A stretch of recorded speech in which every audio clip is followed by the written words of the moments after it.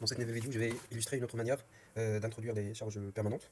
Alors, dans une vidéo ultérieure, voilà, dans la partie, que ce soit de la modélisation du pendant ou bien de la modélisation du point poutre qui va venir par la suite, j'ai utilisé une façon de définir les charges permanentes en les créant dans l'out et en créant des répartitions de charges. Et par la suite, on les fait associer au pont à travers, on les fait associer au pont à travers l'out.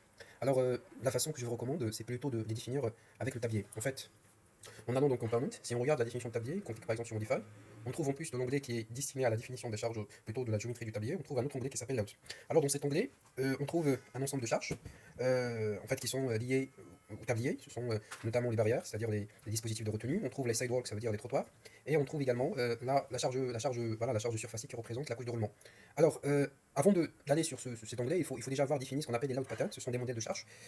Lorsqu'on définit un load pattern, ce sont des charges, des modèles de charges auxquels on peut affecter ces différents cas de charges. Alors par exemple, le load pattern que j'ai déjà défini, donc en général vous trouvez ces définitions qui sont par défaut, alors on trouve le DID. Le DID c'est pour le pas propre, c'est une charge de type pas propre, ou bien de charge morte. Bon ça, ces définitions ils sont plutôt adaptées par exemple si vous avez à générer les combinaisons d'actions automatiquement, sinon vous pouvez mettre ce que vous voulez ici. Voilà, après vous avez un coefficient qui permet de savoir est-ce qu'on va tenir compte du pas propre de la structure dans ce cas de charge ou non. Par exemple pour le cas de charge pas propre, donc on va tenir compte par exemple du pas propre, on insère ici un coefficient égal à 1. Par exemple là on peut changer le nom de la charge pour propre.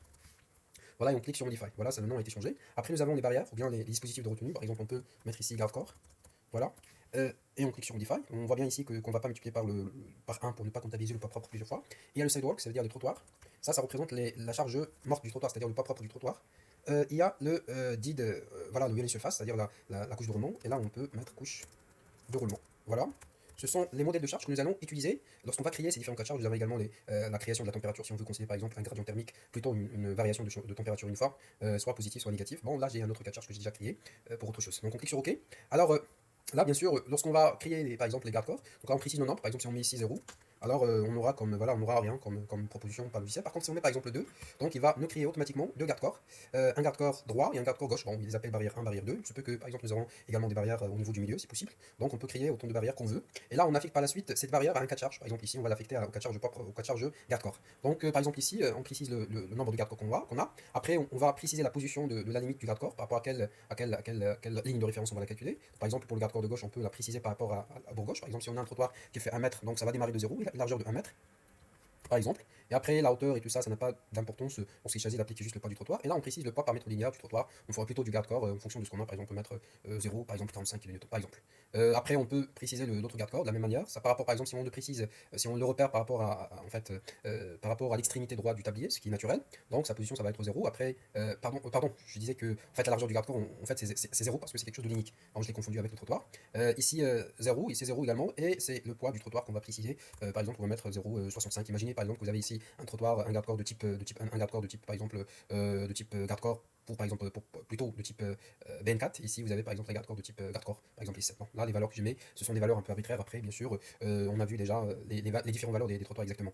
Plutôt des barrières de sécurité ou bien des dispositifs de retenue. Alors le deuxième, ce sont les sidewalks ou bien les trottoirs. Et c'est là on va bien sûr les affecter au load pattern qu'on a déjà créé qui est le trottoir. Et par la suite on précise le nombre de trottoirs. Par exemple imaginez que nous avons uniquement un seul trottoir. Alors là par exemple ça va être le trottoir par exemple du côté droit. Et là on va le repérer par rapport à la droite et on va repérer l'origine par rapport à 0, et après nous avons par exemple une largeur de 1 mètre, voilà par rapport à l'autre extrémité. Après nous avons la couche de roulement, et là ça va être une charge surfacique. Donc en définissant de cette manière l'ensemble des charges permanentes dans le cas de loud, dans l'onglet de la définition de la section du pont, section transversale du tablier. Alors là, donc le logiciel par la suite, il va mettre automatiquement le modèle à jour. Et après, on peut bien sûr visualiser les modèles de charges qu'on a déjà créés de la même manière. Donc, on a ici, par exemple, si on regarde le garde-corps, donc par exemple, on voit bien que les charges du garde-corps, ils ont été créées automatiquement par le logiciel et les a appliquées par défaut sur toute la longueur du pont. Également pour la charge, par exemple, de la couche de roulement.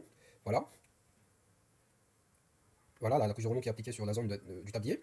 Et également, nous avons voilà, également les trottoirs. Voilà les trottoirs qui sont appliqués, puisqu'on applique un seul trottoir, donc c'est quelque chose qui est appliqué uniquement au niveau du trottoir, au niveau de la zone droite, plutôt de l'extrémité droite du tablier. Voilà une autre manière de créer des charges. Attention, lorsqu'on a créé les modèles de charge, on n'a pas créé réellement des cas de charge, c'est la même chose qui est valable avec l'autre méthode.